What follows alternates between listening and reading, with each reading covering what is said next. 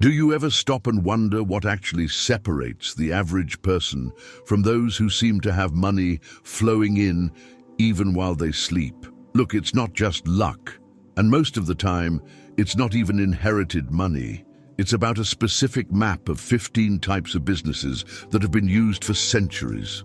While most people are out there selling their hours for a paycheck that barely covers the bills, essentially trading their life for a survival wage, there's a different path. Shalom, I'm Rabbi Solomon. For decades, I've been diving deep into the millionaire secrets that turned a historically persecuted people into some of the most influential financial leaders in the world. It all starts with a concept from our ancient wisdom: Melacha Gedolá versus Melacha Ketaná. Melacha Ketaná is small work. It's slave labor that never ends. It's when you are the engine. If you stop, the money stops. But Melacha Gedolá, that's great work. It's the kind of work that multiplies itself. It's building a system that works for you. Today, I'm revealing the businesses that follow this principle. Business number 12 is so massive, it could make you more in a month than you made all last year. And business number 7, that's the one used by 73% of Jewish millionaires to fire their bosses forever. If you're tired of the grind, stay with me, because the 15th business is the real divider between dreamers and builders. The first business you need to master is the one that has survived every single economic crash in history: real estate. But wait, I'm not talking about buying a house just to live in it and pay a 30-year mortgage. That's a liability, not a business. I'm talking about acquiring property that generates passive income while you're out living your life. In the Talmud, we are taught, "He who owns land owns lives." Why? Because land is the only asset the Creator is no longer manufacturing. It's limited, and anything that is limited will always go up in value over time. Think about cities like New York, Miami, or Los Angeles. Jewish investors control about 40% of the market there because they understood this 3,000 years ago. The secret isn't just buying, it's the cycle. You buy, you rent it out, you use that rent to pay the mortgage, and then you refinance to buy the next one. The system feeds itself. You might think, "Rabbi, I don't have $1 million to start." But listen, you don't need it. Many started with tiny apartments in developing neighborhoods, or even just a single room listed on Airbnb. The size doesn't matter, the abundance mindset does. The Talmud says, don't wait to have all the resources to start. Start with what you have, and the Eternal will multiply your effort. Now let's talk about history. Have you ever noticed that about 80% of the world's diamond dealers are Jewish? That's not a coincidence. It's a survival strategy that became a wealth machine. For centuries, our people were pushed out of countries and stripped of their lands. But there was one thing they could always carry with them: gold, silver, and diamonds, portable wealth. The Talmud teaches that gold and silver are true money because their value doesn't depend on a government or a bank. When the dollar loses value, gold goes up. It's your shield against inflation. But the real business isn't just hoarding gold, it's trading it. You can start this right from your home. Think about it. People always need to repair, sell, or buy jewelry for weddings and special occasions. You can start by buying used gold from people who need quick cash, refining it and selling it to wholesalers. The margins are often 20% to 40% per transaction. You're identifying value where others just see old junk. If you learn to evaluate carats, weights, and purity, you can build a solid income stream in 6 months. It's about being like the Torah teaches, seeing the hidden value in the world. If you're finding this wisdom helpful, make sure to follow the Solomon's Treasury channel so you don't miss the next secrets we're uncovering. The third business on our list is one that often gets a bad rap, but when done right, it's a pillar of wealth: loans and microfinance. Now, listen closely. I am not talking about being a loan shark or taking advantage of people in a tough spot. I'm talking about providing capital to those who need it under fair and crystal clear terms. In our tradition, the Talmud actually tells us that money that doesn't move is dead money. Money needs to circulate, it needs to work, it needs to breathe. Think about the history of European banking. Our ancestors dominated that space because they understood a very simple truth. A merchant needs cash to buy inventory, and an artisan needs cash to buy tools. By lending that money with a fair interest rate, both parties grow. Today, you can do this without being a billionaire. We have peer-to-peer, P2P lending platforms where you can lend small amounts to entrepreneurs that traditional banks just ignore. You can see returns of 8% to 15% annually, or you can do it locally. Do you know a small business owner who needs $1,000 to buy a new oven? You lend them the $1,000, they pay you back $1,150 over a few months. They grow their business, and you grow your wealth. The key is to be firm but compassionate. Don't destroy the debtor, help them rise so you can rise together. The fourth business is probably the most powerful one in the 21st century. Did you know that Jewish people make up less than 2% of the world's population, yet they've won about 22% of all Nobel Prizes? Why is that? It's because in our culture, we value knowledge above everything else. The Talmud says knowledge is the only treasure that no one can ever steal from you. Now, take that ancient value and plug it into the internet. This is Melacha Gedolá in its purest form. When you create an online course, you record it once, and you can sell it 10,000 times. There are no inventory costs, no shipping headaches, and no physical office needed. Everyone knows something that someone else is willing to pay for. Maybe you're an expert at accounting, or maybe you're great at woodworking, cooking, or even just organizing a home. If you have a skill and you're not selling it, you're essentially wasting a gift that was given to you. A simple $50 course sold to just 100 people a month is $5,000 in passive income. You work once, you get paid forever. Remember, he who teaches learns twice.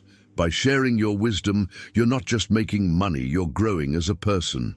The fifth business is e-commerce, specifically the dropshipping model, but with a Jewish twist. Why do so many successful Jewish entrepreneurs love this? Because it minimizes risk while maximizing profit.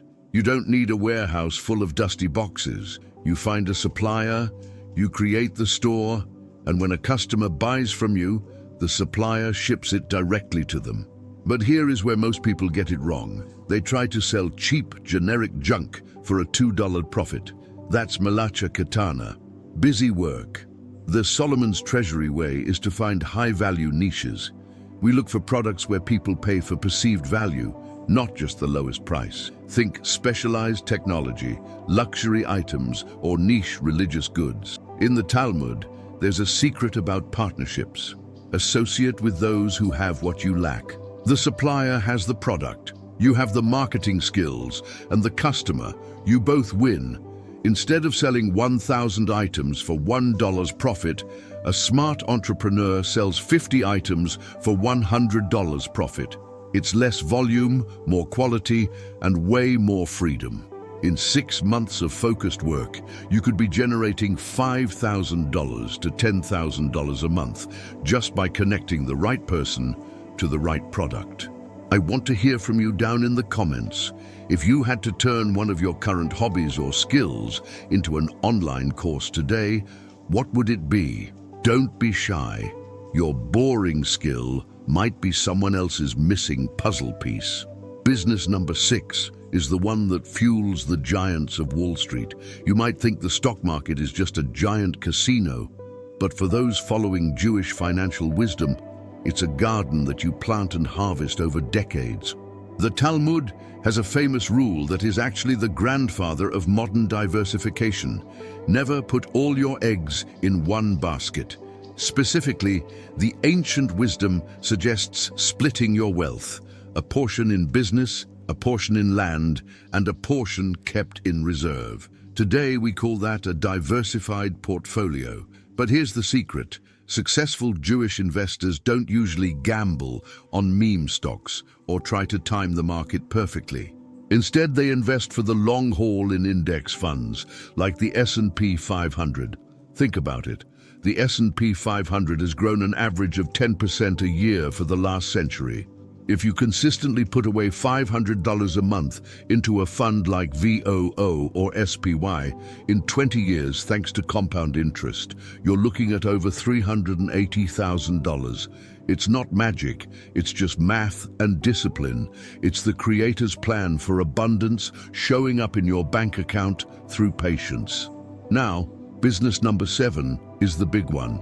It's the reason why names like Zuckerberg, Page, and Brin are household names. Software is the most scalable business on the planet. You build a program once, and you can sell it to 1 million people at the same time with zero extra cost. That is the definition of Melacha Gedolá. But here's the part that will surprise you. You don't have to be a computer genius to do this. Today, we have no-code tools. You can build an app that solves a specific problem. Maybe it helps people track their expenses or manages a small bakery's inventory without writing a single line of code. If you build a simple tool and charge a $5 monthly subscription and you get just 1,000 users, you're making $5,000 a month in recurring, predictable income. The Jewish mindset here is simple. Find a pain point, create a digital solution, and let the software do the heavy lifting while you focus on the next big idea. Business number 8 is where you stop being a worker and start being a sage. Most people get paid by the hour. That is a trap. If you charge $50 an hour, you're limited by the number of hours in a day. You can't work 100 hours a day. Jewish consultants in law, finance, and business don't sell their time, they sell their results. If you are an expert in something like marketing or accounting, don't charge for the hour it takes you to give advice. Charge for the $10,000 you're going to help that business save. By packaging your knowledge into high-value consulting bundles, let's say a $3,000 strategic plan, you only need 3 clients a month to live a very comfortable life. It's about creating retainers, where companies pay you every month just to have access to your brain. This creates stable, predictable wealth that lets you plan for the future without worrying about where the next check is coming from. If you could have a piece of software or a digital assistant handle one task in your life automatically so you never had to do it again, what would that task be? Let me know in the comments. I love reading your ideas. Business number 9 is a favorite among successful Jewish families because it takes the guesswork out of being an entrepreneur. It's the world of franchises and replicable systems. Why spend years trying to figure out the perfect recipe for a donut or the best way to organize a gym when someone has already done the hard work for you? Think about some of the biggest names in the world: Dunkin' Donuts, Subway, Ben & Jerry's. These were all built or scaled by entrepreneurs who understood that a business is just a set of instructions. If you have a business that works, maybe you have a small, successful coffee shop, the Jewish secret is to document every single step. How do you brew the coffee? How do you greet the customer? How do you clean the floors? Once you have that blueprint, you sell it. You find someone who wants to own a business but doesn't have an idea, and they pay you a franchise fee anywhere from $10,000 to $100,000 just to use your name and your system. Plus, they pay you a percentage of their sales every month, usually around 5% to 8%. You're not the one waking up at 5 a.m. to open the shop anymore. They are. You're just the one providing the wisdom and the brand. It's a way to multiply your income without multiplying your hours. Now, business number 10 might sound a bit old school, but don't let that fool you. Agriculture and food production are eternally profitable. Why? Because no matter what happens in the world, people always need to eat. In Israel, we've seen a literal miracle. Our people took a dry, barren desert and turned it into a global agricultural powerhouse using technology like drip irrigation and automated greenhouses. You don't need 1,000 acres to make this work. In the modern world, you can use vertical farming or hydroponics in a small space. The secret is to go where the high margins are. Don't just grow corn, Grow organic microgreens, gourmet mushrooms, or specialized herbs that high-end restaurants are desperate for. In the Talmud, we learn that the land is blessed when you work it with wisdom. It's not about back-breaking labor. It's about applying intelligence. A well-managed greenhouse of just 1,000 square feet can generate a full-time income because you're selling quality to a niche market. Whether it's artisanal jams, gluten-free bakeries, or kosher-certified specialties, food is a business that never goes out of style because the demand is built into our very nature. Business number 11 is as old as the Jewish people themselves: international trade. Historically, we were the ones connecting Europe with Asia and America with Africa. Why? Because trade is the fastest way to create value. The formula is incredibly simple. Find what is abundant and cheap in one place and bring it to where it is scarce and expensive. If a high-quality electronic component costs $5 in a factory in Shenzhen but sells for $30 in New York, that $25 difference is your profit. Today, with platforms like Alibaba and Amazon, you can do this from your laptop. But here is the Solomon's Treasury rule. Never import trash. If you import cheap, low-quality items, you'll spend all your time dealing with returns and angry customers. That's Melacha Ketaná. Instead, focus on quality. Find a niche. Maybe it's high-end yoga gear, specialized kitchen tools, or eco-friendly fashion, and build a brand around it. With a few $1,000s, you can start an import business that, within a year, could be making you more money than your current 9-to-5 ever could. We've talked about physical products and feeding the world. If you could import any product from another country and start selling it in your hometown today, what would it be?